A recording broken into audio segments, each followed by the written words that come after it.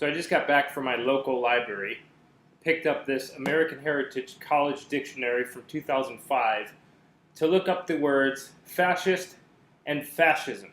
After a few recent debates with some liberal acquaintances of mine who righteously declare that a fascist or fascism can only be a right-wing ideology by definition, I took to the library and dug through a few dictionaries that were not on the internet to prove that the definition of those two words has been changed.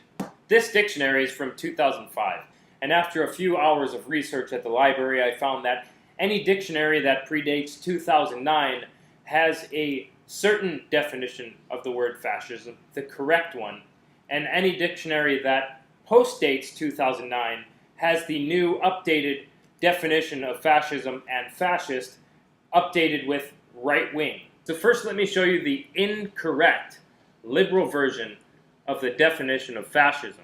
So right here they say any right-wing nationalist ideology or movement that is fundamentally opposed to democracy and liberalism. So there it is, right-wing, any right-wing movement that is opposed to liberalism. That is an incorrect definition. And number two, they say any ideology, movement, or tendency that may be characterized as right-wing. So they're saying any movement that might be characterized as right-wing is fascism. So I looked at about 10 dictionaries, and any dictionary that predates 2009 has this definition of fascism in it.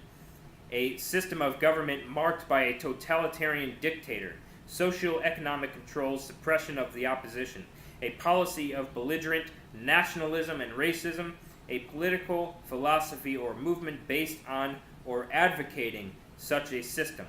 So, i.e. Italian fascismo.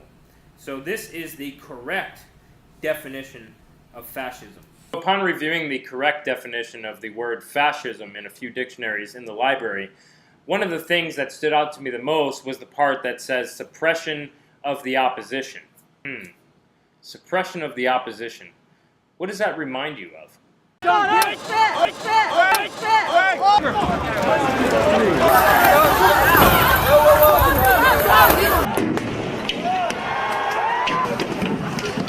And you could try to convince me until you're blue in the face on how Hitler was right-wing, but the actual fact of the matter is the social and economic policies as well as the political policies of Hitler were as far left as they come. He was one of the first ones to introduce free government housing, free government food, government subsidies galore, single-payer health care. Wait, that sounds pretty familiar actually. Who was that? Who said that? Social programs, government housing, free food, single-payer health care is a right. Bernie Sanders. You know, the guy whose wife is under investigation for fraud?